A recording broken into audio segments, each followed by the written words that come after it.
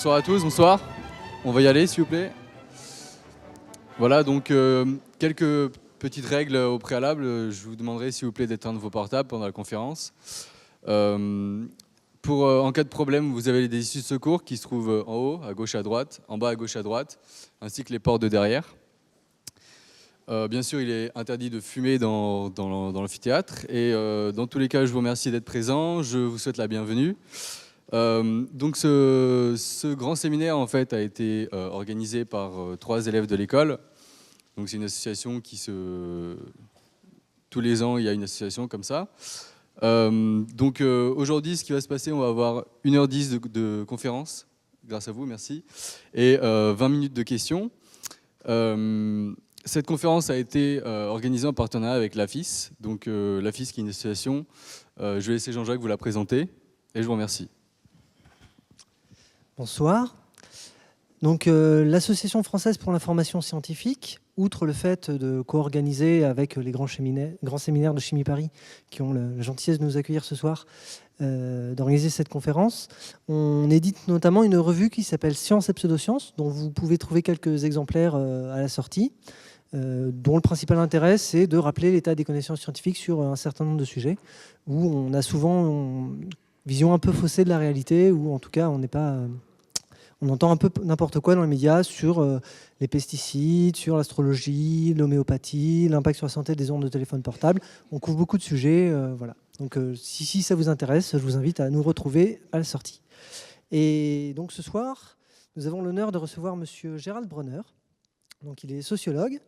Il a commencé sa carrière par une thèse en travaillant sur l'aversion à l'incertitude, puis fut maître de conférence à Nancy, a soutenu son habilitation à diriger la recherche sur la notion de biais cognitif en sociologie, a été professeur à l'Université de Strasbourg et désormais à l'Université Paris Diderot. Il est auteur d'un ouvrage particulièrement en lien avec la conférence de ce soir qui s'appelle « La pensée extrême, comment des hommes ordinaires deviennent des fanatiques » et de nombreux autres ouvrages. Son travail a notamment été récompensé par plusieurs prix, dont le prestigieux prix européen d'Amalfi pour la sociologie et les sciences sociales, pour son livre sur la pensée extrême. Le prix de la Revue des Deux Mondes aussi, tristement célèbre ces derniers jours.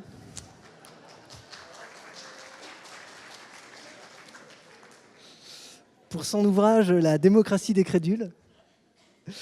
Il a aussi reçu le prix de l'Union rationaliste et le prix Procope des Lumières. Il fait partie du comité de parrainage scientifique de l'AFIS. Et nous l'avons invité ce soir pour nous parler de la pensée extrême.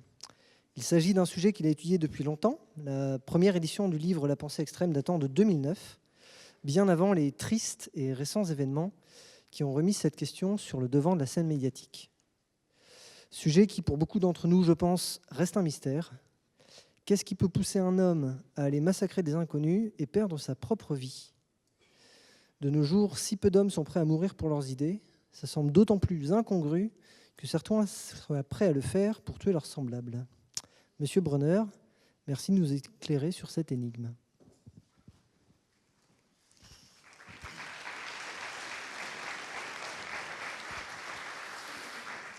Monsieur Jean-Jacques Ingremot, merci pour cette introduction et merci pour votre invitation surtout. Vous n'êtes pas seul, je remercie l'AFIS, l'Association française de l'information scientifique. C'est toujours un plaisir de venir parler aux membres de cette association et je pense au-delà, aux gens qui s'intéressent à son activité ou aux activités de l'école. Je pense que le public est un peu mixte, si j'ai bien compris. Donc, comme vous l'avez rappelé, je suis en effet un parrain, notamment de la revue Sciences et Pseudosciences, que je vous conseille vraiment fortement, je ne la parrainerai pas, fortement de lire, de vous abonner, elle n'est pas chère en plus, enfin bon, bref. Mais par contre, je ne suis pas membre de l'AFIS. Je le dis au cas où il y aurait des conspirationnistes dans la salle. Je précise, je ne suis pas membre de l'AFIS, mais j'ai beaucoup de sympathie pour cette association, évidemment. Donc c'est tout comme, en réalité. Oui, merci de votre invitation et de m'offrir de parler d'un sujet qui, en effet, m'intéresse depuis fort longtemps. Si certains m'ont lu un peu dans la salle, vous savez que mon objet d'intérêt en fait est plus large que celui de l'extrémisme. C'est disons les croyances collectives en général, et Dieu sait qu'elles ont 1000 facettes, n'est-ce pas ? C'est vrai que j'ai commencé sur ces questions en prenant des objets qui étaient considérés comme relativement, je ne sais pas comment dire, baroques par beaucoup de mes collègues. Pourquoi les enfants, par exemple, abandonnent-ils la croyance au Père Noël ? J'espère que je crée aucun trouble dans la salle. Autant d'éléments, d'objets de croyance qui me faisaient regarder, et pour ça et peut-être pour d'autres raisons, un peu bizarrement par mes collègues des sciences sociales et de sociologie. Et puis, alors, du coup, c'est vraiment pas par opportunisme que j'ai travaillé sur ces questions. C'est vrai que mes premiers travaux, mes premiers articles, notamment un article dans l'année sociologique sur le fanatisme, date en fait de 2002. Donc, vous voyez, c'est très antérieur aux drames qui nous ont frappés ces derniers mois. Et simplement, effectivement, pendant longtemps, je dirais que la plupart de mes travaux ont intéressé, à part les membres de ma famille, je veux dire, pas beaucoup de membres de la communauté scientifique. Donc, ok, il se trouve que le hasard, en quelque sorte, a fait se rencontrer mon objet d'étude et puis une certaine contemporanéité. Et ça, c'est arrivé, pas tellement d'ailleurs avec ce livre, je dois dire, qui a été réimprimé. Puisque la première publication avait lieu en 2009, vous avez raison, et le livre avait fait plutôt un four, je dois dire, commercial, ça avait intéressé personne. Pourtant, ils avaient lancé le livre dans une collection chez De Noël, noire, avec des lettres rouges, sang, la pensée extrême, etc. Et malheureusement, j'aurais fait perdre de l'argent. Puis entre-temps, comme vous le savez peut-être, il y a eu un livre qui s'appelle « La démocratie des crédules », qui a reçu par contre une bien meilleure réception, une bien meilleure diffusion, et qui a permis, et c'est toujours un grand bonheur pour un auteur, de voir republier ce livre qui cette fois a été relativement bien reçu, on va dire, en tout cas commercialement. Après, intellectuellement, c'est autre chose. Et alors, outre ce livre, outre les articles que j'ai mentionnés, ça fait longtemps en fait que je tourne autour de ces questions. D'abord parce qu'un de mes premiers travaux de terrain a été d'observer un groupe sectaire, si le mot ne vous choque pas trop, de l'intérieur en quelque sorte. Pendant une année, j'ai observé les individus et je me demandais déjà à l'époque, mais pourquoi est-ce que des individus avec qui je discute, qui me paraissent tout à fait, je dirais, normal psychologiquement, je n'avais pas l'impression en tout cas d'avoir affaire à des fous, je ne suis pas psychiatre, je n'ai pas les armes pour évaluer cela, mais enfin en tout cas j'avais l'impression d'avoir affaire à des individus structurés psychologiquement, et pourtant ils croyaient dans ce groupe que le gourou était capable de faire léviter des éléphants, la puissance de la pensée. Donc c'est une croyance dont on peut dire qu'elle est exotique pour un esprit rationnel et assez spectaculaire. Voilà. Donc je me suis intéressé donc assez tôt à ces questions, à ce mystère. Comment un esprit normalement constitué peut-il endosser des propositions intellectuelles totalement déconcertantes pour la rationalité objective ? Voilà. Donc évidemment, et puis ensuite, j'ai eu l'occasion de faire des travaux moi-même ou d'encadrer des travaux, notamment le travail remarquable, j'en cite un parmi tant d'autres, mais celui-ci me paraît tout à fait remarquable sur cette question, celui de Romy Sauvert, un livre, ça a donné lieu, c'était sa thèse, ça a donné lieu à un livre qui s'appelle « Croire en l'incroyable ». Et justement, elle avait observé des gens qui, elle, quittaient la secte. Elle observe les mécanismes de désadhésion, en quelque sorte, avec des dizaines et des dizaines d'entretiens, des centaines d'heures d'entretien par ailleurs. Travail tout à fait, un matériau de terrain tout à fait intéressant, passionnant, pour savoir comment, une fois que les gens, c'est ça la question aussi qu'on va devoir se poser bientôt, c'est une fois que les gens ont abandonné tout pour une idée, qu'est-ce qui les fait revenir en arrière ? Vous savez que nous croyons à nos croyances, nous y tenons. Moi qui vous parle, je suis persuadé d'être traversé par des croyances, sauf que la ruse de la croyance, c'est de se faire passer pour de l'intelligence, n'est-ce pas ? Donc c'est comme un passager clandestin de l'esprit, donc je suis sûr que j'ai des croyances, c'est bien évident, je ne serais pas un être humain d'ailleurs si ce n'était pas le cas, mais simplement je les ignore, et j'y tiens en plus à mes croyances, c'est-à-dire comme vous le savez, on va en reparler, mais je vais probablement esquiver des contre-argumentaires qui pourraient me dévoiler l'aspect de croyance de mes adhésions cognitives. Mais quand on a tout abandonné, quand on a abandonné sa profession, sa vie de famille, tout, son honneur en quelque sorte, sa respectabilité sociale, comment revenir en arrière ? Alors ça, c'est un problème extrêmement important auquel on va être confronté notamment avec le retour des gens qui sont allés sur le front, en Syrie notamment. En Syrie, parce qu'on sait qu'il va y avoir un certain nombre de personnes qui vont revenir. Comment est-ce qu'on va les accueillir ? Qu'est-ce qu'on peut faire ? Ces individus qui ont tout abandonné et dont on aurait tort de croire que le fait de voir sur le terrain des choses qui ont dû être nécessairement décevantes. Je pense en particulier aux femmes. Elles ont été, nous le savons, relativement déçues, voire choquées, voire dans un certain nombre de cas, vous le savez, violentées, etc. Enfin, certaines ont passé des épreuves extrêmement difficiles. Et pourtant, beaucoup reviennent, alors évidemment en étant déçus, mais sans avoir perdu leur foi djihadiste en quelque sorte.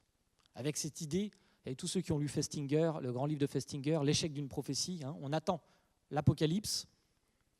C'est pour cette date, le 2 février, la date arrive et l'apocalypse ne vient pas. Donc, normalement, les gens devraient abandonner leurs croyances. Et vous savez bien que ce n'est pas du tout, c'est pas aux membres de la FIS notamment que je vais apprendre ça, c'est pas du tout comme ça que ça se passe. Les gens n'abandonnent pas leurs croyances, ils cherchent des ruses pour continuer à croire. Bien, il y a fort à parier, on en reparlera peut-être dans les échanges, qu'on va être confronté à ce type de ruse. N'est-ce pas ? On va être confronté à ce type de ruse, car il y a un livre qui est apparu il n'y a pas longtemps, je ne sais pas si vous l'avez lu, de David Thompson, Les Revenants, qui explique relativement bien cela, c'est-à-dire des retours, y compris de femmes, de femmes donc, qui étaient déçues, mais qui étaient persuadées qu'en fait, elles n'avaient connu que la base était très décevante. C'était notamment des jeunes Français qui se comportaient comme dans les banlieues, c'est ce qui est écrit dans les entretiens rapportés par David Thompson. Donc ça, c'était très décevant, mais étaient persuadés qu'au top niveau, au top management de Daesh, avec Abu Bakr al-Baghdadi, etc., là, c'était des gens sains, sains dans le sens S-A-I-N-T, n'est-ce pas et que c'était merveilleux, etc. Vous voyez comment il y a toujours une ruse de la croyance. Vous pouvez toujours vous penser que les contradictions que vous avez rencontrées sont en fait des contradictions partielles et qu'elles n'appliquent pas l'intégralité de la doctrine. Alors, donc ça fait, je disais, longtemps, et peut-être que vous le savez aussi, l'actualité beaucoup plus récente m'a conduit à être confronté, alors là je dirais physiquement, à des individus dont on peut penser qu'ils ont adhéré en effet à des idées très radicales. Je veux parler du centre dit de déradicalisation, en fait, d'insertion et de citoyenneté de Pontourny. Donc je m'y rends très, très régulièrement depuis plusieurs mois à la rencontre de ces jeunes gens, en essayant de voir comment on peut discuter avec eux, comment on peut essayer de leur faire prendre de la distance critique, de stimuler leur système immunitaire intellectuel en quelque sorte, puisque c'est la seule voie à laquelle je crois, même si je ne suis pas un croyant inconditionnel dans cette voie. Je pense que c'est une des seules choses qu'on peut faire. Je ne suis pas sûr que ça soit un coup de baguette magique, bien entendu. Bon, en tout cas, cela ouvre beaucoup de réflexions. Et donc, cette pensée extrême, dans le fond, elle implique mon objet d'étude de deux façons. Elle implique la question de la croyance de deux façons. D'abord parce que, évidemment, ces individus dont on parle, on va évoquer cela, sont porteurs de croyances. Sont même porteurs de croyances inconditionnelles. Et quand je parle de la pensée extrême, je ne vais pas vous parler que du djihadisme. En réalité, moi, je ne suis pas un spécialiste du djihadisme. C'est ce que j'ai essayé de faire dans mes recherches, c'est plutôt de comparer le socle cognitif de la radicalisation dans des expressions qui peuvent être très différentes. Je n'oublie pas que chaque expression, évidemment, est très particulière. Et pour être spécialiste du djihadisme, il faut être arabophone, etc. Il faut avoir une culture que je n'ai pas. Mais je prétends pouvoir peut-être comprendre certains mécanismes socio-cognitifs qui conduisent ces individus et qui conduisent d'autres individus à adhérer à d'autres types de croyances inconditionnelles. Voilà. C'est un pari intellectuel, scientifique que je fais. Peut-être que vous aurez envie de le discuter d'ailleurs dans les réponses. Il y a certains collègues qui ne sont pas spécialement d'accord avec cette approche, on va dire, comparatiste, voilà, puisqu'il s'agit de ça. Mais je n'oublie pas évidemment les spécificités du djihadisme ou, je sais pas moi, des témoins de Jéhovah, etc. Chaque groupe a évidemment des cultures particulières. Bon, il y a des variables sociales donc, mais mon idée c'est que ces variables s'hybrident avec des grands invariants qu'on peut éventuellement approcher par la méthode, par la pensée méthodique tout simplement. Alors, le premier point, c'est qu'ils ont des croyances, mais le deuxième point, c'est aussi que nous avons des croyances à leur propos. Et c'est comme ça que je vais introduire déjà ma conférence. C'est que nous avons toutes sortes de croyances à leur propos, c'est-à-dire, quand je dis leur propos, je parle des individus qui sont radicalisés, pas seulement dans l'islam, en général. D'abord parce qu'ils adhèrent à des croyances qui sont si spectaculaires, par exemple, le gourou fait léviter des éléphants. Ils adhèrent à des croyances qui sont si spectaculaires, qui nous semblent si irrationnelles dans leur contenu, qu'on peut facilement en déduire que ces individus sont irrationnels. Et ça, à mon avis, c'est une première erreur de raisonnement. Le problème, c'est qu'on peut adhérer à des croyances irrationnelles sans être irrationnel soi-même. On peut en quelque sorte avoir, c'est une formule que j'utilise souvent, je m'excuse, je la reprends, mais on peut avoir, disons, de bonnes raisons de croire en quelque chose sans avoir raison. Donc la reconstruction de l'univers mental de ces individus, par les raisons qu'ils portent éventuellement, ce n'est pas du tout, de ma part, évidemment, une forme de compromission intellectuelle avec leur objet de croyance. Ce n'est pas parce que je dis qu'ils ont des raisons de croire ce qu'ils croient que je leur donne raison. Et je crois même, en fait, qu'il n'y a pas de processus intellectuel qui vous garantisse mieux de ne pas endosser ces raisons que de reconstruire les raisons qui conduisent un individu à adhérer à telle ou telle valeur. De ce point de vue, vous tracez son chemin intellectuel, éventuellement ses erreurs de raisonnement, et c'est à mon avis le meilleur vaccin en quelque sorte pour ne pas adhérer à ces idées-là. Alors,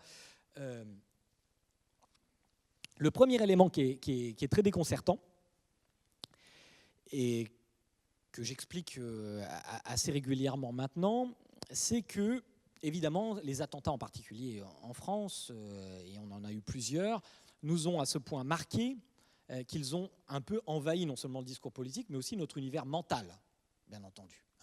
Donc pour un rationaliste, d'abord, la première chose, c'est de savoir penser sa propre pensée, c'est penser cet objet mental qui nous fait nous représenter ces phénomènes. La première chose qu'on peut dire, et qui est une évidence statistique, j'espère ne pas vous choquer, c'est que ces actes terroristes sont une rareté statistique. Ce sont des phénomènes qui, heureusement, sont extrêmement rares. Donc ça pose un premier problème technique, en réalité, puisqu'on s'intéresse beaucoup à la question de la détection de la radicalisation.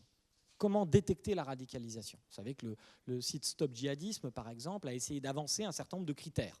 Voilà, par exemple, si votre enfant se met à regarder trop souvent Internet. Oh, ça fait beaucoup ça. Ça fait beaucoup d'enfants. Si votre fille ou votre garçon ne veut plus faire de sport parce que c'est mixte, etc., etc. Et ça, c'est un certain nombre de critères. Bon.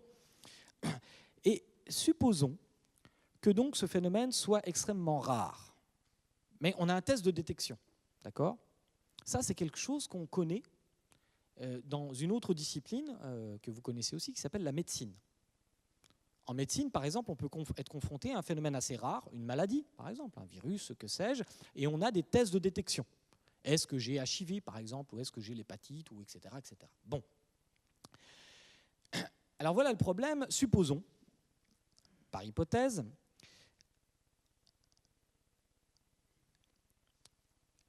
il y a l'énoncé, mais voilà. Supposons l'énoncé suivant. Une maladie touche une personne sur 1000. Ce qui n'est pas si peu fréquent que ça. Hein. Vous allez voir que pour la radicalisation, on est bien loin de ça en France. Hein. C'est 0,74 pour 1 million en France, hein, par nombre d'habitants. Donc on est assez loin. On est assez loin de ça. Je parle des départs en série. Je ne vous parle pas des actes terroristes. Je parle des départs en série. C'est 0,74 pour 1 million. Donc on est dans des cas de rareté bien plus importants que cela. Mais pour raisonner, pour commencer, raisonnons comme cela. Une maladie touche une personne sur 1000. Elle peut être détectée par un test, cette maladie. D'accord ? Celui-ci a un taux d'erreur positive de 5%. On va dire dans le langage habituel, on va dire qu'il a 95% de fiabilité. C'est un terme un peu trompeur. Vous voyez, j'essaie de ne pas vous tromper. Je l'ai mis dans une formule qui est la moins trompeuse possible, mais j'aurais pu vous dire le test a 95% de fiabilité. C'est comme ça qu'on dirait dans le langage ordinaire. Mais il y a une personne sur 1000 qui est touchée dans la population. Vous faites le test. Vous êtes positif. La question est, quel est le pourcentage de chance que vous soyez véritablement atteint par la maladie ? Ce test, on l'a posé à des médecins et à des étudiants de médecine. Il surévalue, donc c'est un peu inquiétant ce que je vais vous dire, il surévalue largement le résultat final. En fait, il y en a beaucoup qui disent 95%. Vous savez, il y a eu beaucoup d'articles, il y a toute une littérature là-dessus. La bonne réponse, vous le savez peut-être aussi, c'est que dans ces conditions, vous avez en réalité 2% de chance d'être vraiment atteint par la maladie. Donc ça, c'est un résultat très contre-intuitif. Pourquoi je vais vous l'expliquer rapidement. L'explication, la voilà, c'est pas très difficile. C'est tout simplement parce qu'il y a une personne sur 1000 qui est atteinte par la maladie. D'accord ? Mais comme le test a, on va dire, 95% de fiabilité, ça veut dire qu'il y a 5 personnes sur 100 qui vont être des faux positifs. Donc 50 personnes sur 1000 qui vont être des faux positifs, et une seule personne sur 1000 qui va être vraiment positif. Voilà. Donc c'est un piège de l'esprit relativement robuste qui fait que tous les tests de détection, d'ailleurs je ne prends pas beaucoup de risques, je l'avais écrit avant qu'on en arrive à cette situation dans les pages de Pour la science, Je leur avais dit, je leur avais pas dit comme ça, mais grosso modo, je leur avais dit, vous allez voir, vous allez crouler sous les témoignages de radicalisation. On en est maintenant, dans les données de l'UCLAT, à plus de 15 000 personnes. Ça pose un problème politique redoutable. 15 000 personnes. Pour suivre une personne qui est considérée comme dangereuse, il faut à peu près une vingtaine de personnes. Vous voyez le problème? Même en Corée du Nord, si vous voulez. Donc, aucun pays, et puis on n'a pas envie de vivre dans un pays comme ça, entre parenthèses, aucun pays n'a le moyen, n'est-ce pas, d'assurer la protection maximum, sachant qu'il y a un certain nombre d'individus, vous le savez, c'est le cas notamment du terroriste niçois, qui passe en plus en dessous, ou au-delà, je ne sais pas comment dire, des radars de cette détection. Donc on est confronté vraiment à un problème relativement difficile, hein, et qui fait que cet objet dont je vous parle, il est complexe, il est multifactoriel, évidemment, on va y revenir. Hein, et on dit à peu près tout et n'importe quoi à son sujet, y compris certains de mes collègues qui viennent des sciences sociales. Et en réalité, mon idée, c'est qu'il peut être seulement approché de façon pluridisciplinaire. Donc je ne prêche pas là pour une approche strictement sociologique. Et d'ailleurs, nous travaillons aujourd'hui sur ces questions avec des psychologues sociaux, avec des informaticiens et aussi avec des physiciens.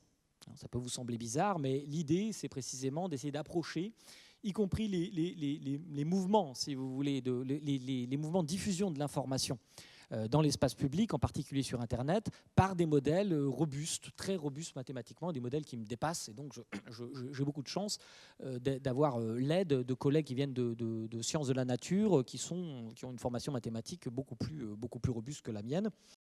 Et donc, je dis, on dit à peu près tout et n'importe quoi. C'est un phénomène qui est hautement multifactoriel. Je ne vais pas vous accabler de chiffres, je vais juste vous donner quelques chiffres pour vous montrer combien cet objet intellectuel est déconcertant. Si on reste simplement sur par exemple, ceux qui partent en Syrie, si on reste simplement sur cet objet-là, c'est un objet assez mystérieux. Alors par exemple, je fais une déclaration, je l'ai anonymisée parce que peu importe qui a dit ça. Et oui, j'ai trouvé ça. Quelqu'un qui s'adressait au Premier ministre de la France, Manuel Valls, dans les pages d'un très grand quotidien. Et il dit, voilà, entre autres choses, il reprochait beaucoup de choses, tant que l'on ne verra pas d'enfants du 16e arrondissement qui ont fait leurs études à Janson de Sailly puis à l'ENA, ça fait beaucoup de critères, hein, remarquez ça, mais enfin on comprend l'esprit global, descendre dans la rue avec des kalachnikovs pour commettre un attentat, toute réflexion autre que sociologique n'aura aucun sens. Cette simple déclaration est une honte pour celui qui l'a produite.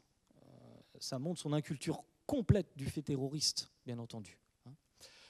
Le pire, c'est que le Premier ministre a répondu le lendemain dans les pages du quotidien. Bon, évidemment, ça ne fait pas plaisir aux chercheurs, hein, ça fait pas plaisir aux chercheurs, mais c'est pour vous dire que c'est un élément, disons, du champ de force de discussion là, c'est qu'il y a beaucoup d'acteurs hétérodoxes sur ce sujet qui viennent, qui racontent à peu près n'importe quoi et qui peuvent avoir un impact, y compris sur les décisions politiques.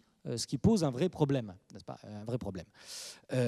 Pourtant, Dieu sait qu'il y a quand même beaucoup de gens compétents, hein, sur ces questions en France ou à l'international. Alors voilà, par exemple, on a des données statistiques sur les gens qui sont partis en Syrie. Nous les avons, pas grâce à la France. J'y reviendrai d'un petit mot.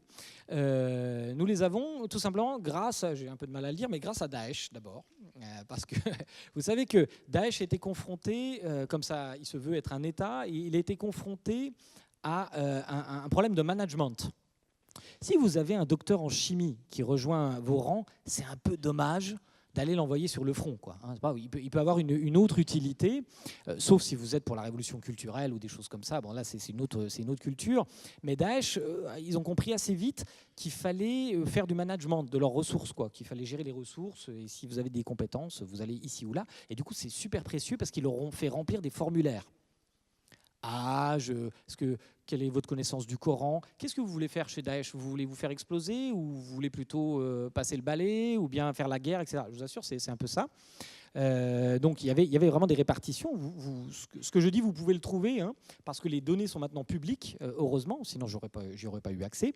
Et on a par exemple le niveau d'études, le nombre de départs par pays.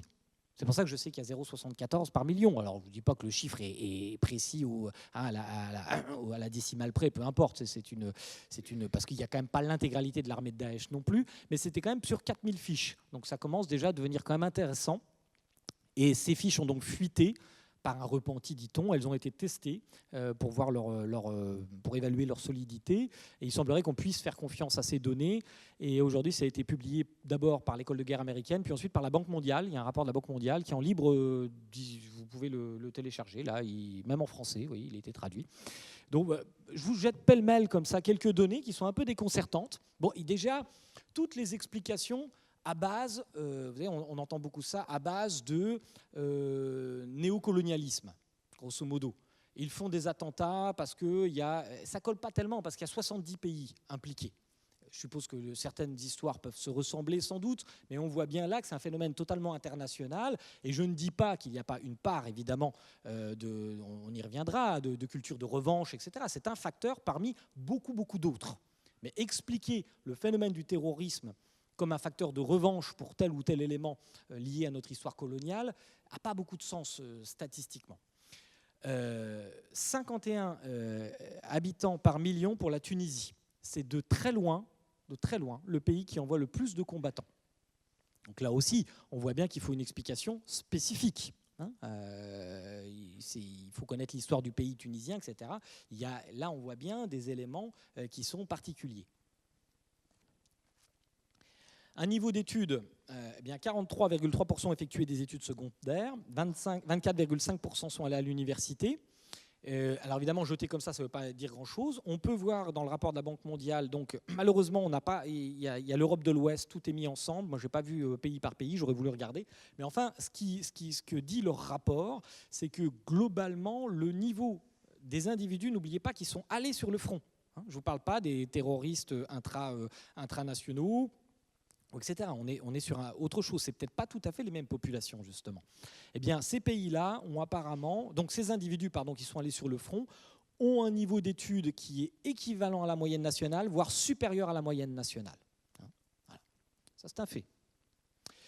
Et un fait très surprenant, évidemment, puisque la théorie, disons, à l'emporte-pièce, c'est que c'est la misère et le manque d'éducation qui enfantent le terrorisme.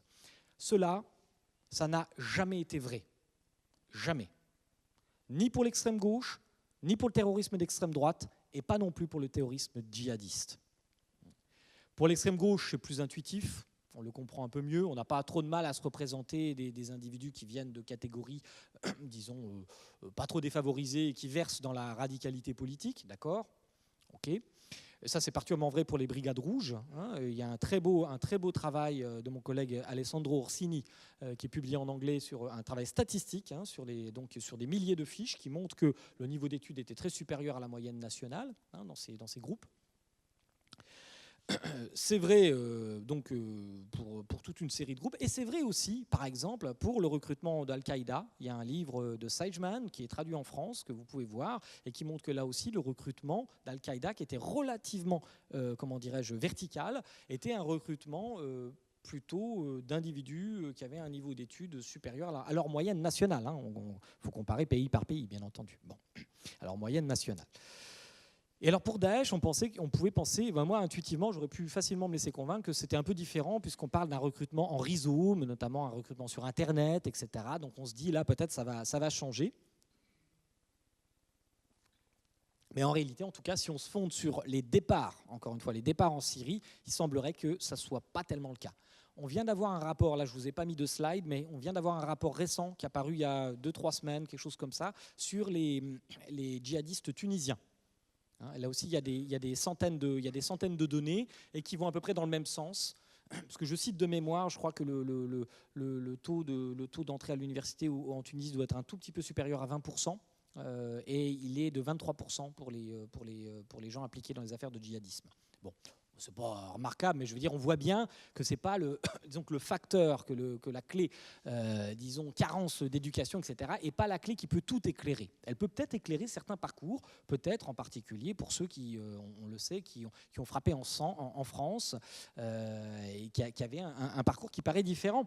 Alors, différent, oui. Par exemple, les données, là j'ai quelques données du FSPRT, les données de l'UCLAT. C'est les 15 000 fiches dont je parlais. Alors vous voyez, là c'est déjà tout à fait autre chose. C'est des individus qui sont soupçonnés d'être radicalisés, mais enfin, certains sont fichesses, mais pas tous.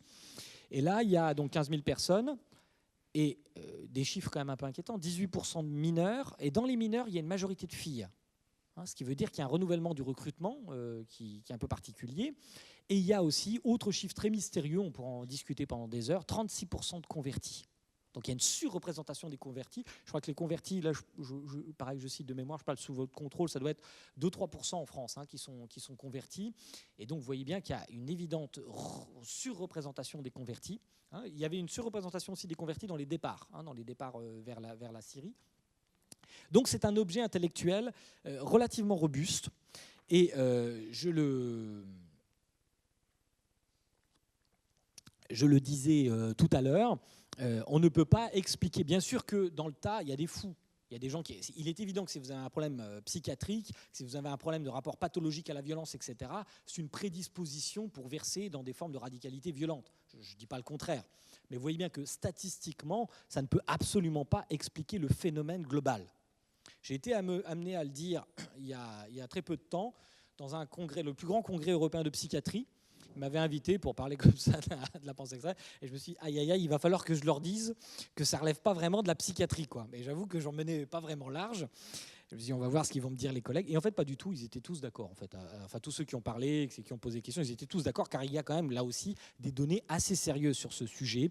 On ne sait pas encore si éventuellement il y a une petite surreprésentation de certaines pathologies dans le grand nombre, mais en tout cas, ce qui est sûr, c'est que l'immense majorité ne relève pas, à proprement parler, de psychiatrie. Après, ça ne veut pas dire que les outils de la psychiatrie sont inaptes à nous aider à faire des typologies, par exemple. Ça peut être tout à fait utile.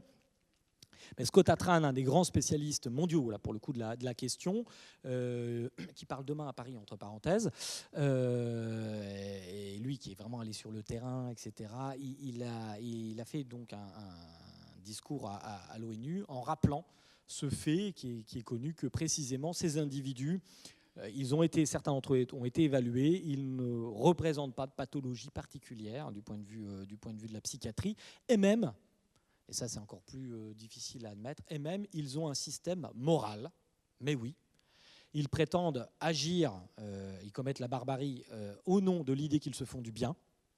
Et ça, il faut accepter cette idée-là, évidemment, même si on préférait que ce soit des monstres, évidemment, on préférait les faire sortir de l'humanité, mais une explication fondée sur l'inhumanité d'une personne, c'est une non-explication en réalité. Vous vous faites plaisir à vous, parce que vous ressentez à juste titre, et moi aussi, de la colère face à la barbarie qui sont commises, mais vous n'avancez, à mon avis, pas d'un iota quant à l'explication à donner de ce phénomène qui est extrêmement robuste. Alors, pour essayer d'avancer rapidement dans cette explication, évidemment, je vais brosser, on ne peut pas en une heure être exhaustif ou même peut-être satisfaisant sur cette question. Je vais brosser quand même 4 des grandes voies qui m'ont apparu en lisant beaucoup les travaux des collègues et en travaillant un peu moi-même sur cette question, comme de nature à éclairer le phénomène de radicalisation.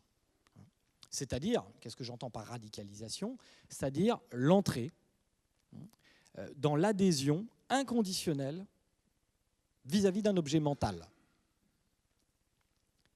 Sachant que cet objet mental peut avoir des caractéristiques particulières. J'y reviendrai, nous adhérons tous de façon inconditionnelle à des idées.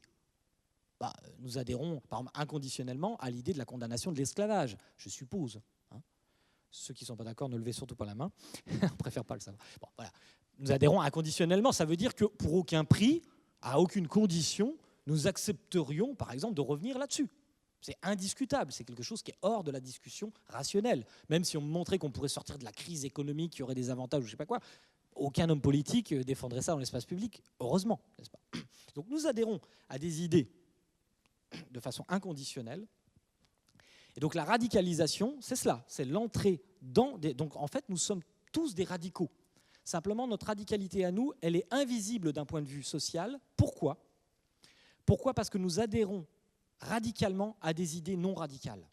C'est-à-dire à des idées qui ont des charges universalistes. Par exemple, la condamnation de l'esclavage est fondée sur la croyance selon laquelle les hommes sont égaux entre eux, n'est-ce pas ? Une idée qui est difficile à prouver en réalité, hein, puisqu'on est tous différents. Mais par principe, nous admettons inconditionnellement cette idée. Nous adhérons donc radicalement à une idée, mais qui n'est pas radicale. Ce dont moi je vous parle, c'est des adhésions radicales à des idées radicales, c'est-à-dire qui ont généralement des charges universalistes faibles et qui s'imposent souvent dans des conditions socio-historiques particulières. Alors, ces conditions, d'abord, comment ça se produit, cette entrée dans la radicalisation ? Souvent, cette entrée, il ne faut pas l'oublier, elle est très progressive. Très progressive, ça ne veut pas dire forcément lente, puisqu'on a vu effectivement des processus de radicalisation qui étaient assez rapides. Après, il ne faut pas exagérer, hein, les trucs, l'individu y rentre, 24 heures après, il est radicalisé. Je ne dis pas que ça n'existe pas, mais moi, j'en ai jamais vu. Et quand on parle de radicalisation éclair rapide, on s'aperçoit que généralement, ça faisait plusieurs mois que l'individu tournait autour du thème. Donc il y a des préparations cognitives qui sont relativement invisibles, même pour vos proches. Ce qui ne veut pas dire que cette préparation n'a pas eu lieu.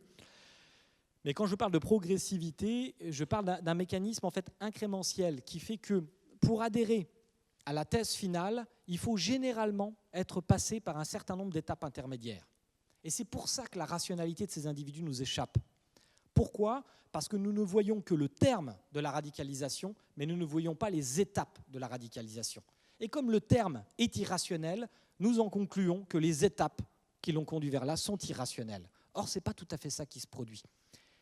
Finalement, c'est un gâteau qu'il faut manger et on le mange par tout petits morceaux. L'escalier de la radicalisation, les premières marches sont souvent toutes petites. Et vous remarquerez que, par exemple, les sectes, dans leur mécanisme prosélyte, ont parfaitement intégré cette idée. Généralement, ces groupes masquent la finalité de leur but. Si vous rentrez, je ne sais pas moi, si vous êtes par exemple la secte dans laquelle j'étais, que j'ai observé, que les choses soient claires, inutile de tweeter ça s'il vous plaît, la secte dans laquelle que j'ai observé, c'était une secte où on était un peu dragué entre guillemets sur les campus, il s'agissait beaucoup sur les campus, par des affichettes qui vous proposaient de prendre des cours de yoga gratuits, c'était marqué gratuit. Alors, imaginez, quand j'étais étudiant, moi tout ce qui était gratuit m'intéressait. C'est pas méchant un cours de yoga, où est le danger ? Si on vous propose de prendre un cours d'anglais, de suivre une conférence sur Victor Hugo ou de faire un test de personnalité, il est où le drame ? Et même à la limite, si on vous dit mais méfie-toi, c'est la scientologie, c'est pas grave, je suis grand, je peux faire un test de personnalité. Et c'est comme ça, en fait.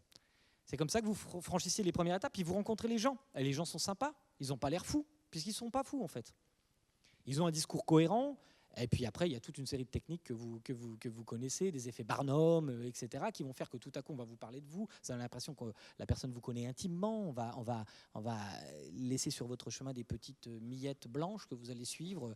Et bon, ça marche pas tous les coups. Ils ont un taux de déchets énorme, faut pas l'oublier. Là aussi, c'est une rareté statistique. C'est une rareté statistique. Mais il y a ce phénomène-là. Et on voit, comme ça, là c'est un peu spéculatif, mais justement, dans ce livre, à la fin des années 2000, le livre La pensée extrême, je m'étais dit qu'il y a un bon exemple, un exemple fascinant. Maintenant, il a été 1000 fois radiographié, c'est celui de Dieudonné. Dieudonné l'humoriste. C'est très intéressant parce que c'est quelqu'un qui luttait contre le Front National, vous savez, à la fin des années 90, qui est même présenté aux législatives. Et il le dit lui-même, d'ailleurs, qui incarnait toute une série de valeurs humanistes, très classiques, on va dire. Et puis tout à coup, je ne sais pas si vous regardez, moi je suis, ça fait partie de mes objets d'intérêt, je suis un peu comme ça que ces vidéos. Évidemment, et là, il est dans des déclarations. Si on ne reconstruit pas chaque étape de sa construction, ce sont des déclarations qui paraissent délirantes. Il a déclaré que Ebola, par exemple, était une création, le virus était une création des Occidentaux pour tuer les Africains, etc. Vous voyez, des choses quand même sont super perchées. Et pourtant, il n'a pas l'air complètement idiot. Je ne dis pas que c'est Einstein non plus, mais je veux dire, ce n'est pas un type qui a l'air complètement stupide. Et en fait, quand on repasse son parcours, on s'aperçoit que probablement, incrémentiellement, il a eu, c'est difficile de savoir où est le mécanisme. Moi, je pense qu'il avait développé, vous savez, il avait un projet de film sur le code noir, et ce film a été refusé. Enfin, c'est-à-dire qu'il a été refusé, il n'a pas eu de subvention du CNC. n'est-ce pas ? Ça l'a rendu fou furieux parce que, disait-il, beaucoup de films, par exemple sur la Shoah, etc., eux étaient financés. Voilà, c'était ça a probablement été la petite poussière qui l'a fait basculer, et il a commencé à regarder la composition du CNC. Et il a trouvé dans ce groupe, je suppose, quelques juifs, etc., il en a déduit que c'était pour cela. Mais jusqu'à là, ça va. Je veux dire, il est juste, il y a de l'amertume, il y a de la frustration, on va en reparler, de la frustration, c'est un élément extrêmement important dans la radicalisation. Et puis tout à coup, il fait une sortie extrêmement... D'abord, il commence à fréquenter d'autres gens. Hein, ça, c'est la bulle de filtrage qu'on va trouver sur Internet. Mais lui, c'est dans la vraie vie. Il va fréquenter des gens. Et puis, il va se fâcher avec ses autres amis. On connaît bien ça dans les mécanismes sectaires. Vous vous fâchez avec votre famille, avec vos amis. Puis vous avez de nouvelles personnes qui vous aiment, qui vous envoient du love bombing, etc. Et alors, peu à peu, vous vous radicalisez pour faire plaisir à vos nouveaux amis, etc. Et qui vous poussent du coude. Et alors... Voilà comment les choses s'organisent. Et si on suit chaque étape, on s'aperçoit que ce monsieur, il a fait quasiment un tour de 360 degrés. C'est-à-dire qu'il combat toutes les valeurs qui étaient les siennes il n'y a pas si longtemps, il y a une vingtaine d'années. Il faut du temps pour cela. Et on voit que chaque étape, parce que maintenant, il ne survit plus que comme ça en plus, il ne survit plus que par l'outrance. Donc il faut se faire remarquer sur ce marché dérégulé de l'information qui est Internet, parce qu'il n'est plus dans les médias officiels, comme il dirait, ça c'est vrai, je veux dire, plus personne ne veut l'inviter. Et donc, ceci on comprend parfaitement pourquoi, hein, mais le fait est que du coup, il peut survivre seulement en captant du temps de cerveau disponible. Et il y a une course à l'échalote à la déclaration outrancière. Si votre concurrent dans l'outrance est plus outrancier que vous, vous perdez des parts de marché. Donc, de fil en aiguille, voilà aussi un simple élément de radicalisation. Mais ça peut avoir tout à fait lieu dans des groupes sectaires ou dans des groupes de radicalisés politiques ou religieux. C'est la course à la pureté. Ah, mais toi, tu fais ça. Ah, ben alors moi, je vais faire ça. Et puis, on arrive à des positions qui deviennent quasiment intenables, évidemment. Donc, c'est le deuxième aspect qui est très important. J'ai parlé de la mécanique incrémentielle. Alors, vous savez, j'utilise cette image que vous connaissez tous. Je ne sais pas si c'est vrai, d'ailleurs, certains vont peut-être pouvoir me dire.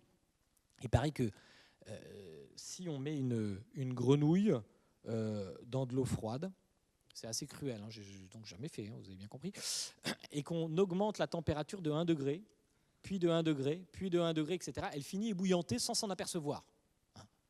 C'est un peu ça, le mécanisme incrémentiel que j'évoque. C'est-à-dire que les premières marches sont si petites qu'on gravit l'escalier de la radicalité sans s'en apercevoir tout à fait, et puis après on est tellement haut. Évidemment, on peut se dire, mais tiens, mais comment je suis arrivé là? Mais ça nous semble logique. Chaque étape paraissait logique, encore une fois. Évidemment, il est très rare, il y a des exceptions, mais il est très rare qu'on se radicalise tout seul. Les loups solitaires, etc., il y en a peut-être, mais globalement, ce qu'on observe sur ces questions, c'est que c'est plutôt des radicalisations de groupe. Le groupe est très important, oui, parce que quand vous avez des idées extrêmement radicales, difficiles, il faut survivre. Il faut que ces objets mentaux survivent. Et ils sont sur un marché, pour le coup, avec une sélection darwinienne des idées, extrêmement rude. C'est tous vos amis qui vont vous dire « mais n'importe quoi, toi, mais qu'est-ce que tu deviens fou, etc. etc. » Donc tout ça sont des coûts cognitifs qu'il faut accepter. Donc une stratégie que nous pouvons avoir, dans ces cas-là, c'est de nous regrouper entre radicaux. Sachant que la radicalité mentale est une rareté statistique. Il faut bien rappeler cette donnée. Donc vous vous regroupez, ce qui fait que vous allez vous fâcher avec vos anciens amis, etc. Vous allez rentrer dans une bulle, disons, de fréquentation de l'entre-soi. Ces phénomènes sont bien connus. Et alors, évidemment, de ce point de vue, Internet a représenté une ressource technologique importante pour la radicalisation. Internet, c'est pas que ça, c'est un outil formidable, bien entendu. Mais si on l'analyse de façon analytique, on voit bien que, du point de vue de la rareté mentale, cela peut fluidifier les rapports sociaux et de faire se rencontrer ces raretés mentales qui auraient eu du mal à se rencontrer sinon. N'est-ce pas ? Pensez aux témoins de Jéhovah. Ils sont porteurs d'une rareté mentale. Ils essayent de la diffuser dans l'espace social. Bonjour, est-ce qu'on peut parler de Dieu ? Non, merci. Voilà, etc. Donc, ils sont confrontés à cette rareté. Ce qui fait que, de temps en temps, je ne sais pas, moi, je ne connais pas les statistiques, peut-être une fois sur 100, une fois sur 1000, il y a quelqu'un qui accepte de discuter, d'être embringué, etc. Et voilà. Donc, ça prend un temps fou. Vous imaginez s'ils pouvaient, grâce à un système technologique, trouver directement, facilement, les personnes qui ont une disposition mentale à accepter ces propositions radicales. C'est exactement ce qui s'est produit, évidemment, sur Internet. Internet fluidifie aussi la radicalité, parce que la radicalité, c'est une rareté mentale. Ce que je viens de dire sur Internet, c'est vrai aussi pour des collectionneurs de bouchons de champagne. Ou n'importe quoi. C'est assez rare d'être collectionneur de bouchons de champagne. Je ne dis pas que c'est mal, c'est rare. Bon, dans votre quartier, il n'y a pas forcément de collectionneurs de bouchons de champagne. Et vous voyez, si vous êtes tout seul à collectionner des bouchons de champagne, vous n'allez pas investir toute votre fortune et tout ça. Mais si jamais vous trouvez 10-15 copains qui sont fanatiques des bouchons de champagne comme vous voyez bien que ça va savonner la pente, la concurrence. Ah bah moi, tu as trouvé celui-ci, il vaut 500 €. C'est un peu cher, mais allez, c'est pas grave. Tout seul, non, c'est difficile tout seul de rentrer, vous voyez, de gravir la montagne. Mais à plusieurs, et si on peut se trouver, en fait, Internet a permis aux radicaux de s'affranchir de l'obstacle géographique. Parce qu'il y a un obstacle géographique en raison de la rareté statistique de cet objet mental.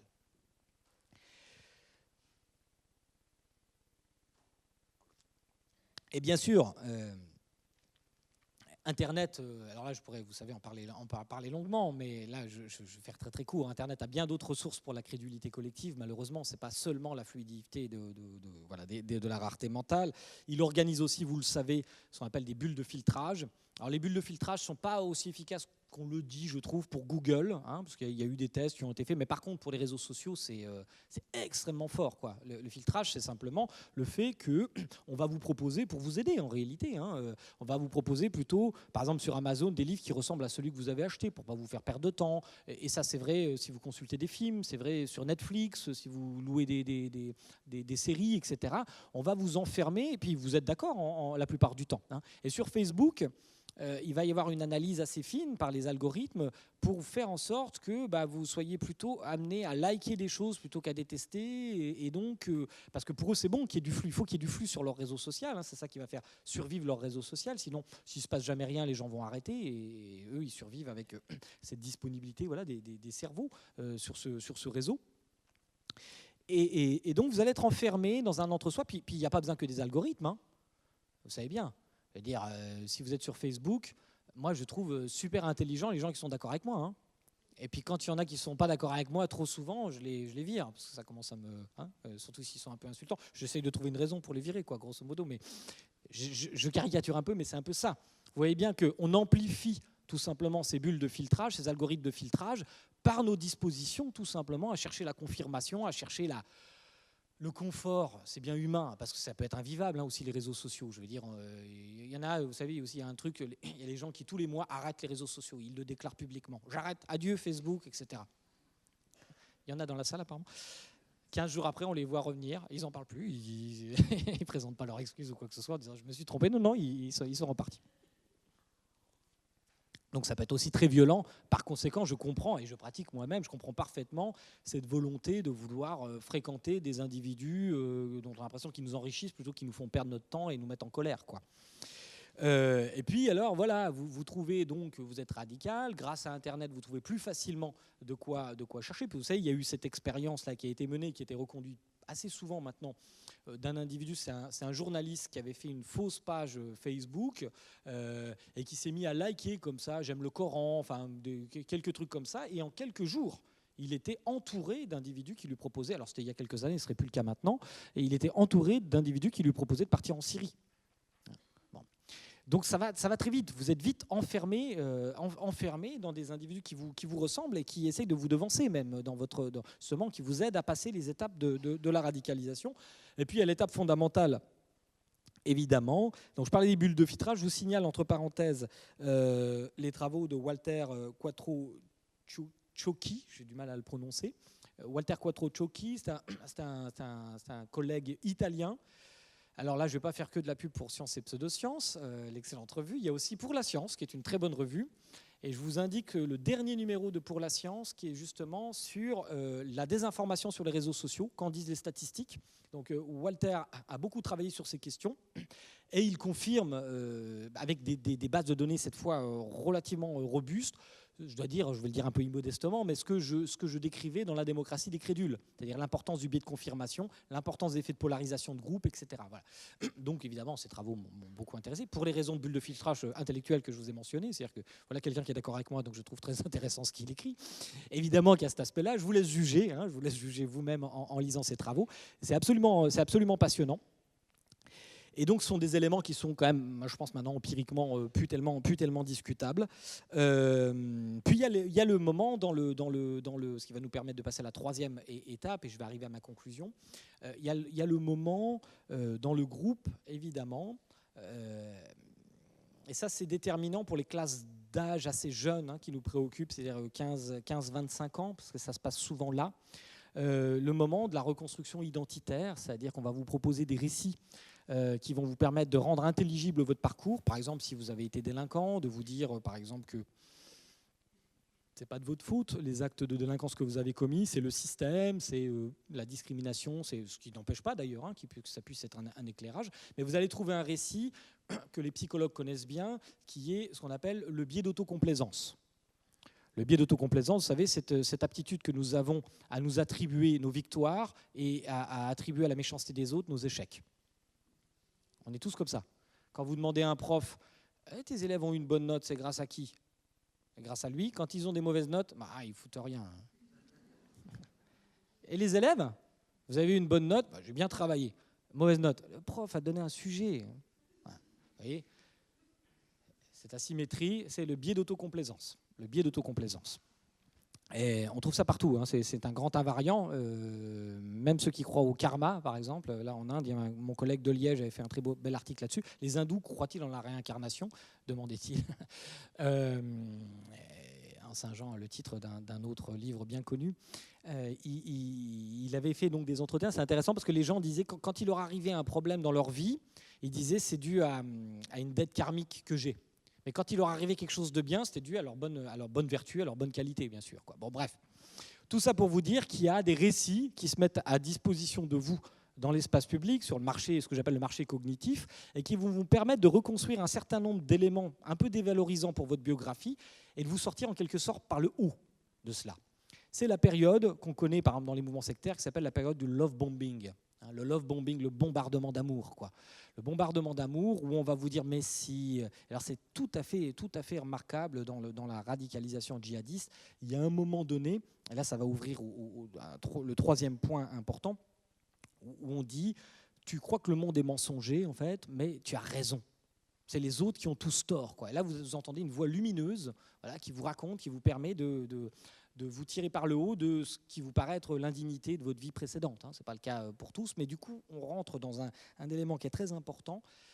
Et c'est peut-être comme ça qu'on explique... Enfin, ça pourrait être une voie, mais ce n'est pas encore assez sérieux ce que je vous dis là. On est en quelque sorte entre nous, c'est un peu spéculatif. Une voie pour expliquer ce mystère du niveau d'études. Et la question de la frustration relative. La frustration relative en sciences sociales, c'est une théorie de Tedger, peu importe. Elle est même antérieure, en réalité, vous la trouvez chez Alexis de Tocqueville, cette théorie. C'est tout simplement l'idée que dans un certain nombre de circonstances, nous tous, nous sommes confrontés à une différence entre ce que nous croyons, que va nous donner la vie, ce à quoi nous croyons avoir droit, et ce que la vie nous donne, en effet. Il y a toujours un écart, je ne sais pas si vous avez remarqué. Mais si cet écart est un peu trop important, ça devient insupportable. Manifestement insupportable. Donc il y a des tas d'effets sociologiques, psychologiques qui sont la conséquence de cet écart entre ces deux données. N'est-ce pas ? Certains disent, il y a Davis par exemple a fait un article, je ne sais pas quoi en penser, il dit que c'est notamment les processus révolutionnaires sont précédés par des grandes phases de frustration collective. Vous trouverez chez Durkheim par exemple dans son livre Le Suicide, l'explication du suicide anomique, des éléments de ce genre-là. Bon, je ne rentre pas dans les détails, c'est assez passionnant. Mais ce qui est sûr, de tous ceux qui ont fait des entretiens, que ce soit même Farhad Khosrow-Khavar, etc., qui ont travaillé sur ces questions, on voit qu'il y a un élément de frustration relative qui est relativement important. Donc vous voyez qu'en fait, ce n'est pas tant le niveau économique qui compte peut-être, ça ne veut pas dire du coup qu'il ne compte pas, parce qu'évidemment, ce niveau de frustration peut dépendre du niveau économique que vous occupez, mais que peut-être un des facteurs essentiels serait ce facteur de frustration relative. D'accord ? Et... par exemple, sur les données de Daesh que je vous ai données tout à l'heure, quand on regarde dans le détail, donc on s'aperçoit qu'il y a des gens qui ont un certain niveau d'études, n'est-ce pas ? Mais ces gens qui ont un certain niveau d'études sont aussi des gens qui étaient au chômage, en réalité. Donc, vous voyez, ils ont à la fois un niveau d'études qui leur permettrait de prétendre à, mais en même temps, le marché de l'emploi ne leur a pas donné une opportunité. Donc il y a un écart qui est très fort. Ce n'est pas tant donc le niveau d'études ou le chômage que le rapport entre les deux qui peut être décisif. Et ils ont bien le droit, en même temps, c'est bien compréhensible qu'ils aient des ambitions à partir du moment où vous avez un certain niveau d'études. Donc il peut y avoir un dérèglement généralisé du désir qui peut prendre plein de formes. C'est aussi pour ça que vous avez dans ces éléments souvent une forme de narcissisme extrêmement fort. Alors là, ça ouvre là aussi à des réflexions un peu spéculatives. Pour sortir un peu du djihadisme, prenons les mass murderers aux États-Unis, ceux qu'on appelle les tueurs de masse, comme ça, vous savez, ces individus qui prennent un fusil, souvent sur les campus ou dans un lycée, puis qui massacrent un certain nombre de personnes. Alors c'est une question qui est bien sûr effroyable, mais en même temps intéressante, parce qu'ils laissent souvent des testaments intellectuels, entre guillemets, ces individus. C'est-à-dire qu'ils ont laissé sur les réseaux sociaux maintenant, ou simplement des journaux écrits à la main. Et vous avez un livre qui a paru en France, qui s'appelle La logique. C'est un beau titre d'ailleurs, La logique du massacre. Il y a bien une logique dans ces massacres-là. C'est juste une compilation de textes d'individus de ce genre. Et vous voyez qu'en effet, il y a toujours une logique, et que cette logique, elle est entièrement fondée sur la frustration et le désir, par exemple, d'être connu. C'est-à-dire qu'on est dans des sociétés où aussi, je ne voudrais pas être dans d'autres sociétés, mais on peut constater qu'on est aussi dans des sociétés où on dérégule ce désir-là. Par exemple, le désir de notoriété. N'est-ce pas ? Il y a une visibilité qui est donnée au processus de notoriété, et qui fait que, vous savez, notre cerveau étant ce qu'il est, donc il ne peut pas retenir 10 milliards d'individus. Notre cerveau, il peut en retenir qu'un certain nombre. Donc être connu, grosso modo, c'est simplement entre une asymétrie entre le nombre d'informations que vous avez par rapport à un individu et le nombre d'informations qu'il a sur vous. Par exemple, j'ai beaucoup d'informations concernant Johnny Hallyday et il n'en a pas me concernant, je pense. Il y a une asymétrie entre lui et moi. Et il est beaucoup plus connu. Voilà. Et donc, cette asymétrie est rendue extrêmement visible, sauf que voilà, le nombre de personnes au sommet de la pyramide de la notoriété, si on vise ça dans la vie, être reconnu, il y en a qui visent cela, le nombre de places au sommet de la pyramide, il n'a pas changé.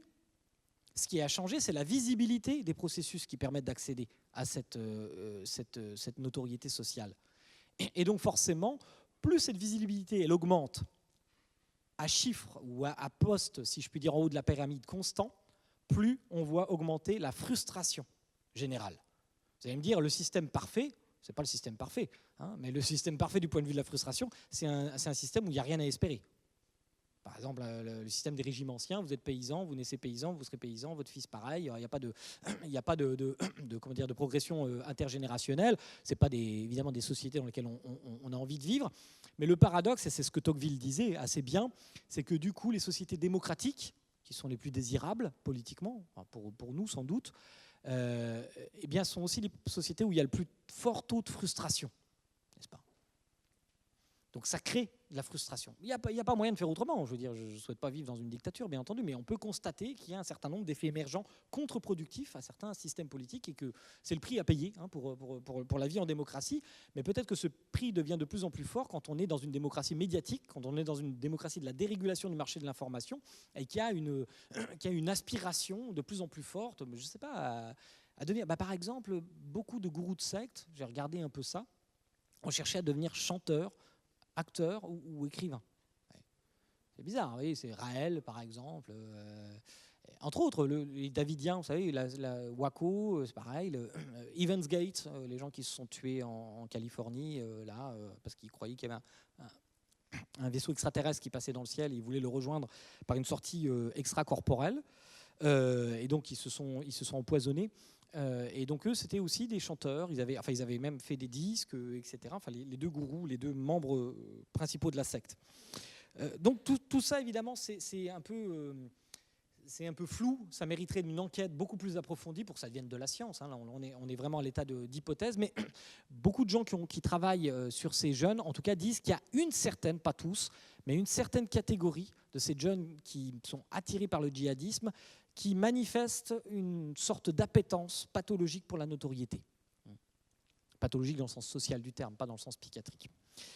Et le dernier point, Le dernier point, je vais aller très vite là-dessus, je pourrais en parler longuement, parce que ça, je le côtoie beaucoup avec les jeunes du centre de Pontourny, dans lequel je vais. C'est un point, un point auquel je suis confronté, c'est le dérèglement de la perception du hasard.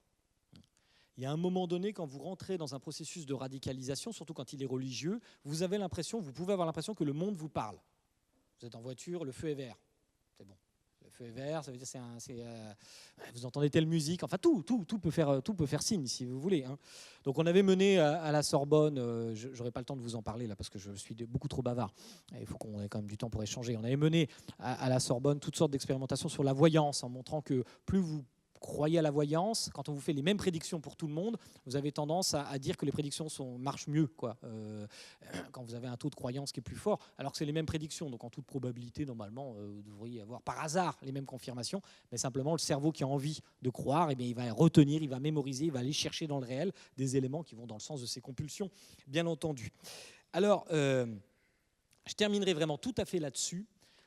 Pour dire que finalement la différence fondamentale entre ces individus qui sont normaux, encore une fois psychologiquement, et nous qui sommes aussi normaux, c'est, je l'ai dit, ils adhèrent radicalement à des idées radicales, mais ça les conduit à pratiquer une forme de, je dirais, de monisme moral. C'est-à-dire ce qui est tout à fait caractéristique, et dont j'aurais voulu parler dans ma dernière slide, mais je ne la passerai pas, ce qui est tout à fait caractéristique, c'est qu'ils ont tendance à créer une hiérarchie morale extrêmement stricte.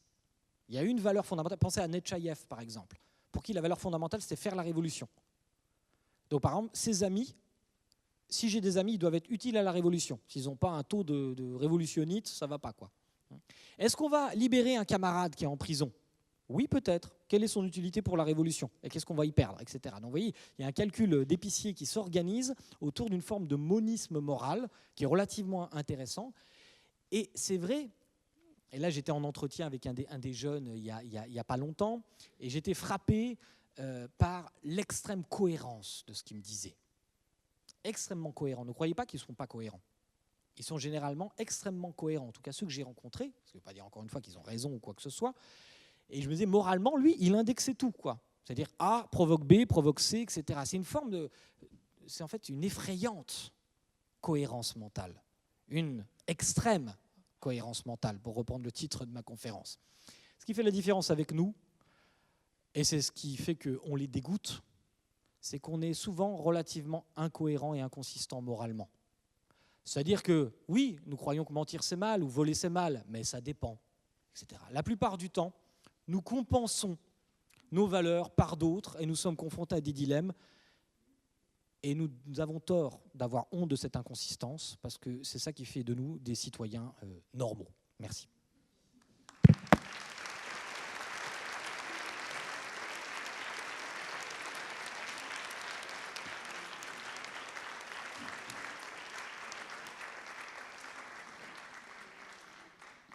J'ai une croyance que, selon laquelle ces gens-là sont probablement peuvent être quand même rangés dans des cases, disons, de psychopathologie. Vous avez dit que les psychiatres consultés n'acceptaient pas ça. Est-ce une autre croyance ? Je mets ça en doute quand même sur la question de la définition de ce qu'est la psychopathologie.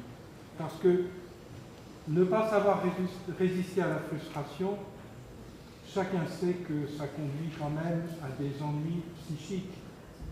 Et de même, dénier le hasard, ça conduit à une certaine irrationalisme. Et l'irrationalité, c'est tout de même au cœur de certaines maladies psychiques.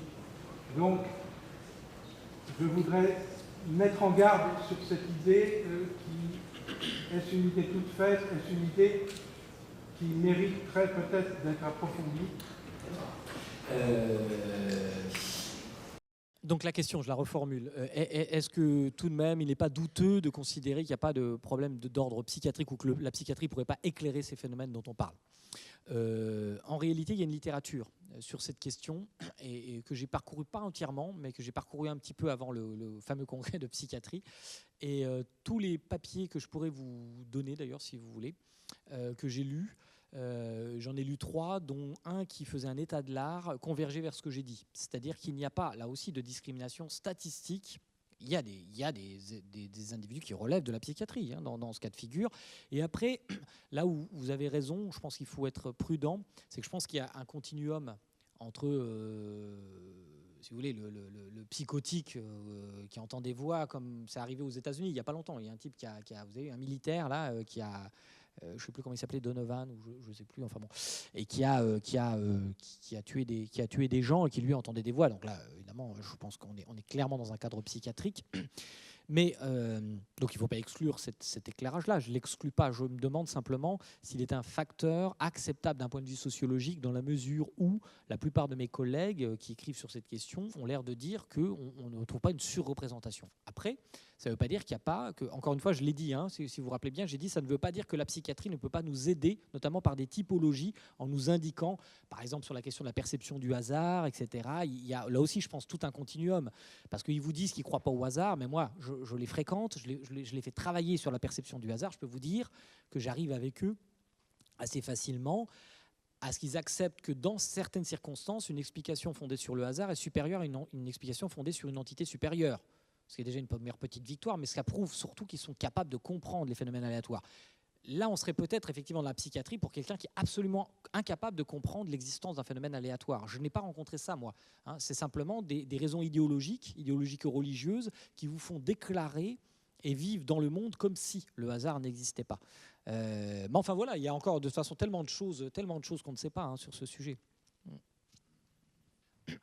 Alors oui, celle qui pourrait le mieux vous en parler, c'est Remis Sauvert, que j'ai évoqué tout à l'heure, qui a consacré un livre auquel je vous renvoie, Croire en l'incroyable.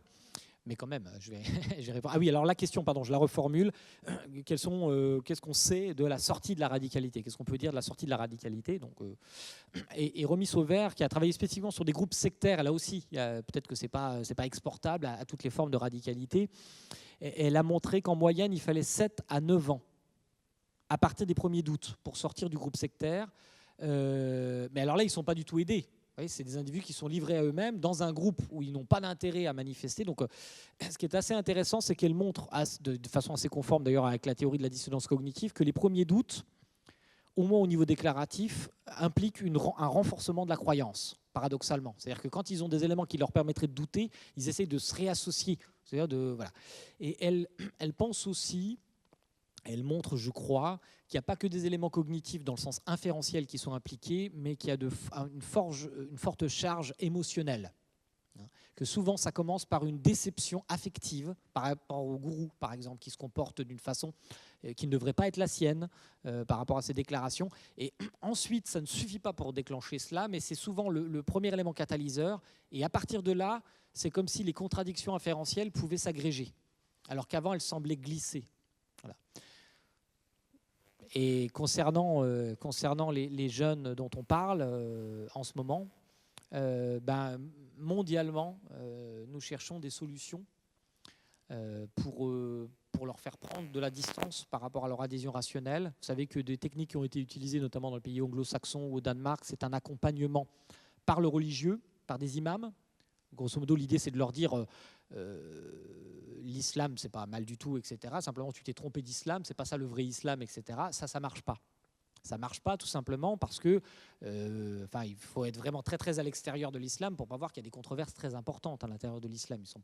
Tous les musulmans sont pas du tout d'accord entre eux. Et eux, ceux qui ont adopté une idéologie, on va dire takfiriste, extrêmement radicale, ils voient même un salafiste, si vous voulez, ils le voient comme un traître.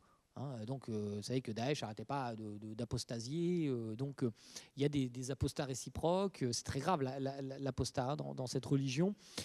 Et donc, ça ne marche pas très bien. Vous avez compris que la stratégie, si on veut, c'est l'espoir, et ça va sans doute parler à des rationalistes qui sont dans la salle. L'espoir, c'est de dire que peut-être ça peut marcher, tout simplement de stimuler leur système immunitaire intellectuel, puisqu'ils continuent à avoir un cerveau dont on espère qu'il est en état de fonctionnement, bien entendu. S'il n'est pas en état de fonctionnement, ça ne peut pas marcher. Et donc, en fait, il n'y a pas de déradicalisation. Il y a éventuellement une auto-déradicalisation.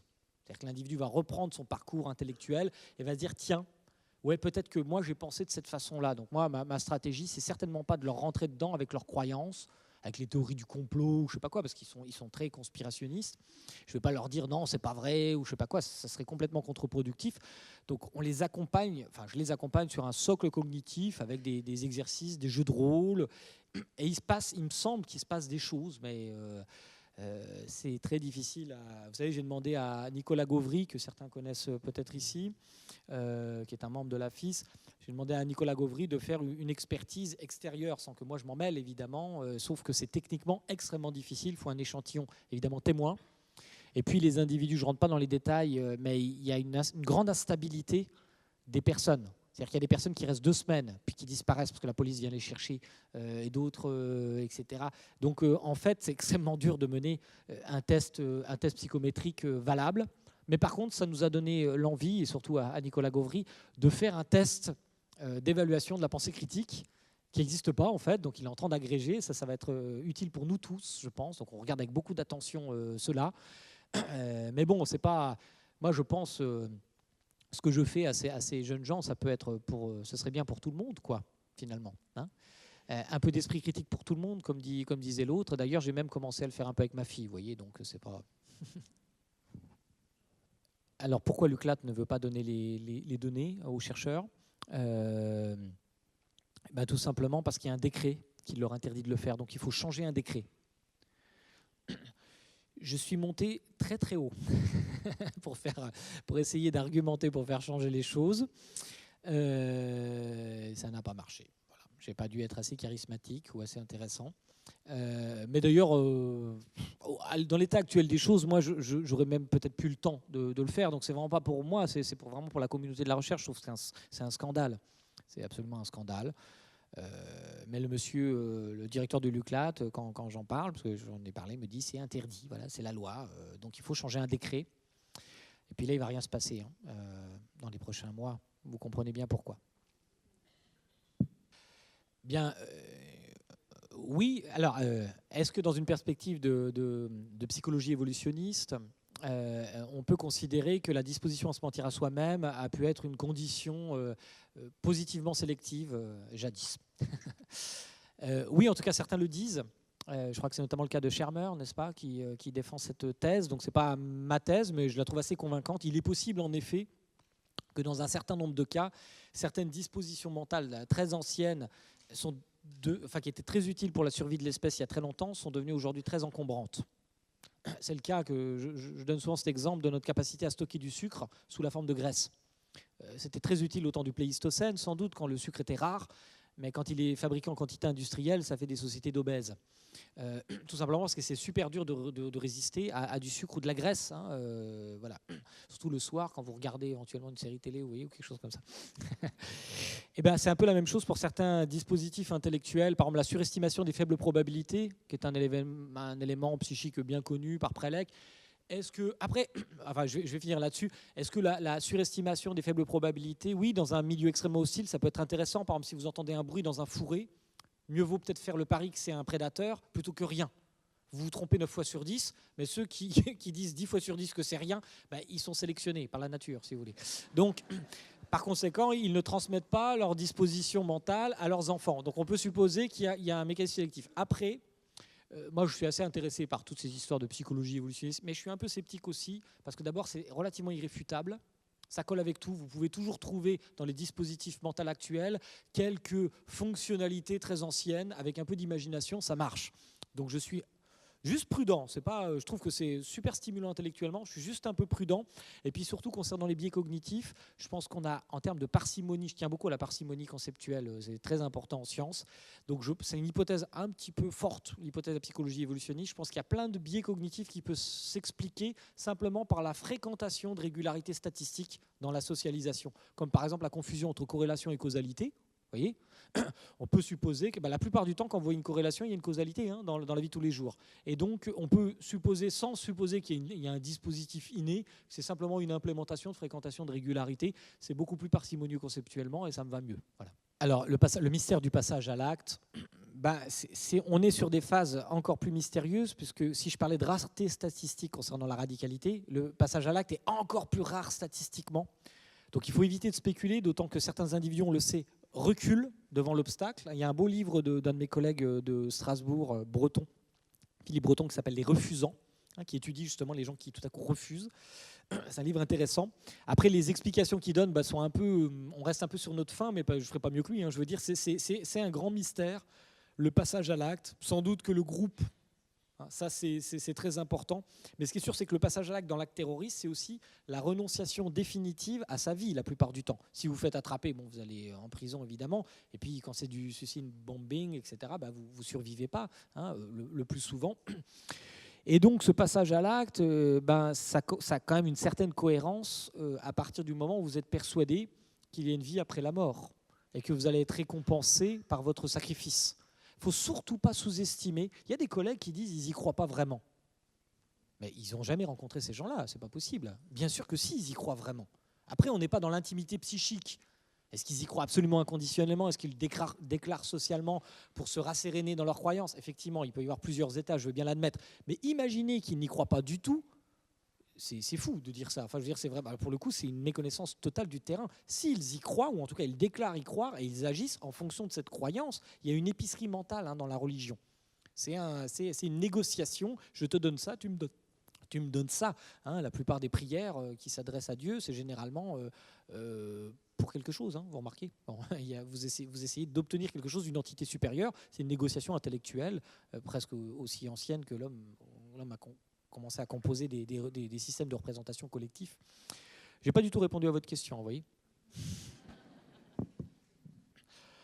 Alors, est-ce que mes travaux ont un rapport avec, par exemple, les travaux de la criminologie? Alors, comme je l'ai dit, je travaille beaucoup avec d'autres collègues, notamment des psychologues sociaux, un peu des psychiatres, et puis des informaticiens et des physiciens pour les raisons que j'ai expliquées. Je ne travaille pas avec des criminologues, ça ne me pose aucun problème.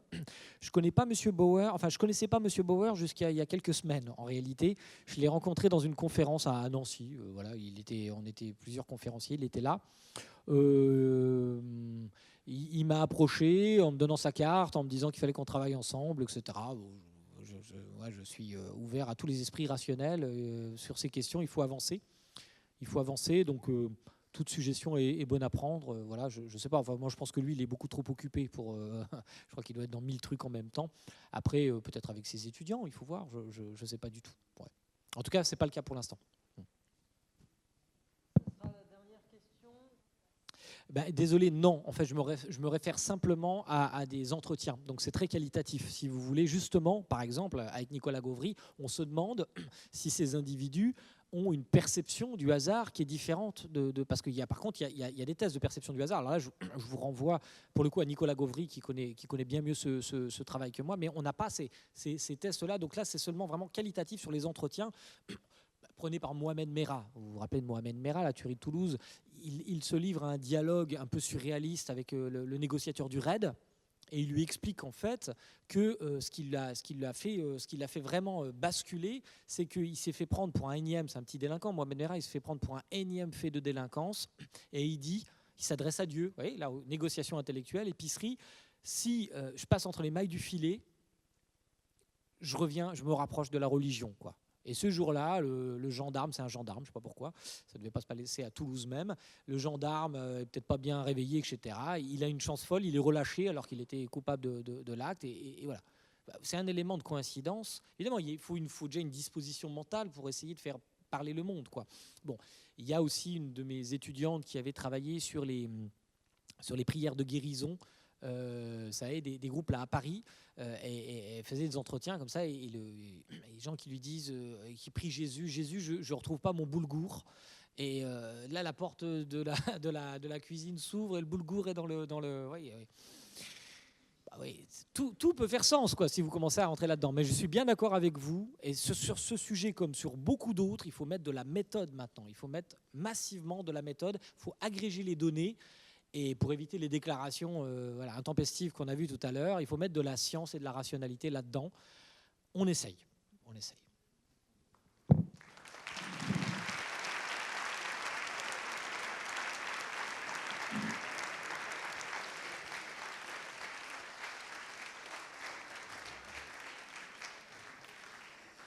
Merci à tous d'être venus. Au nom des grands séminaires de la FIS, nous remercions Gérard Brunner pour son intervention.